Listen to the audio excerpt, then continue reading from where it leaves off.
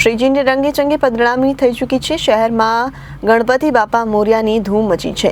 શેરી મહોલ્લા અને સોસાયટીઓ લાઇટિંગ અને ડેકોરેશનથી ઝળહળી ઉઠી છે।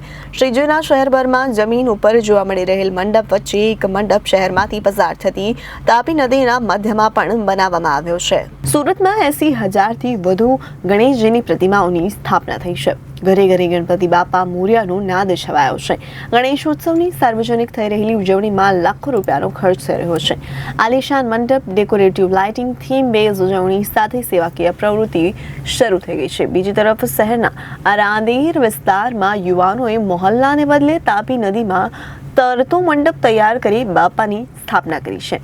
આ અંગે વાત કરતા રાંદેર 5 પીપળા મહોલ્લાના ગૌરવભાઈ અજયભાઈ શીલરે કહ્યું કે વર્ષ 2006માં સુરત શહેર તાપી નદીમાં પૂર તબાહ થઈ ચૂક્યું હતું। સુરતીઓને તાપી પૂરથી બચાવવા 5 પીપળા મહોલ્લાના શ્રી ગણેશ મંડળ દ્વારા વર્ષ 2007થી તાપી નદીમાં શ્રીજીની સ્થાપના કરવામાં આવી રહી છે। જોકે કોરોનાના 2 વર્ષ આ શક્ય બન્યું ન હતું। જોકે ફરી મંડળના યુવાનો દ્વારા આ પરંપરા આગળ ધપાવવામાં આવી રહી છે। ગત વર્ષે બોટમાં મંડપ ઉભો કરી શ્રીજીની સ્થાપના કરવામાં આવી હતી, તો આ વખતે ફાઇટર સ્ટ્રીટ ઉપર દીવાદાંડીના આકાર સ્વરૂપે મંડપે ડિઝાઇન કરવામાં આવ્યું છે। આ મંડપમાં બાપાને બિરાજમાન કરાયા છે। મંડળના તમામ સભ્યો સવાર સાંજ બાપાની આરાધના કરવા બોટમાં તાપી નદીની વચ્ચે જાય છે।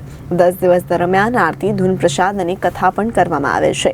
મંડળના સભ્યોની આ અનોખી ભક્તિથી સૌને આશ્ચર્ય થયું છે। 10 દિવસની પૂજા અર્ચના બાદ શ્રીજીને વિદાય આપવા શહેરની નાની મોટી પ્રતિમાઓ તાપી કિનારે અથવા દરિયા તરફ આગળ વધે છે। જોકે અમારા મંડળ દ્વારા બાપાની પ્રતિમાને તાપી નદીમાંથી બહાર કાઢી ઘર આંગણે ધામધૂમથી વિસર્જિત કરવામાં આવે છે। જી, આપનું નામ? ગૌરવ અજયભાઈ શેલર। ગૌરવભાઈ, તાપીમાં શું કામ સ્થાપના કરો છો ગણેશજીની? આપણા સુરત શહેરમાં 2006 પહેલાં વારંવાર પૂર આવ્યા કરતું હતું, તો 2006 બાદ અમે સંકલ્પ લીધો હતો અમારા મંડળે કે આપણે ગણપતિની સ્થાપના તાપી નદીની વચ્ચે કરીએ। તે બાદ અમે 2006 પછી કન્ટિન્યુ તાપી નદીની વચ્ચે ગણપતિની સ્થાપના કરીએ છીએ।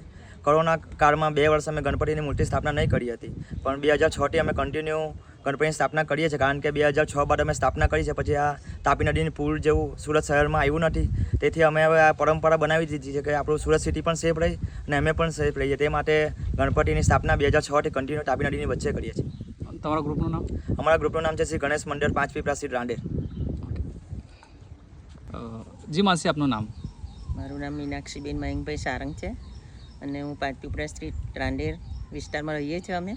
અને અમારા લોકો અહીંયા કિનારો છે ત્યાંથી બધા માછીમારી કરવા જાય છે, પણ 2006માં જે મોટું પૂર આવ્યું હતું તે પછી અમે ગણપતિની સ્થાપના, ગણેશજીની સ્થાપના જે છે તે કરીએ છીએ હોળીની ઉપર, જે અમારી નાવડી છે એના પર, અને એના પર કરીએ પછી સાંજે સવારે આરતી કરવા પણ અમે હોળીમાં જ બેસીને જઈએ છીએ અને ગામ લોકો બધા ભેગા થાય છે અને આ ઉત્સવ સારી રીતે ઉજવે છે। અને હવે પરંપરા થઈ ગઈ છે। 2006થી કરીએ છીએ, તેમાં ખાલી કોરોના હતો તે દરમિયાન અમે 2 વર્ષ નહીં કર્યું હતું, પણ હવે પાછું અમે કર્યું છે। અને આ વખતે છોકરાઓએ બહુ મહેનત કરીને આ દીવાદાંડી ઊભી કરી છે અને એમાં ગણપતિ બાપાની સ્થાપના કરી છે। અને ગણપતિ બાપાને એટલું કહેવાનું કે બધાને સહી સલામત રાખજો આપણા આખા સુરત શહેરને।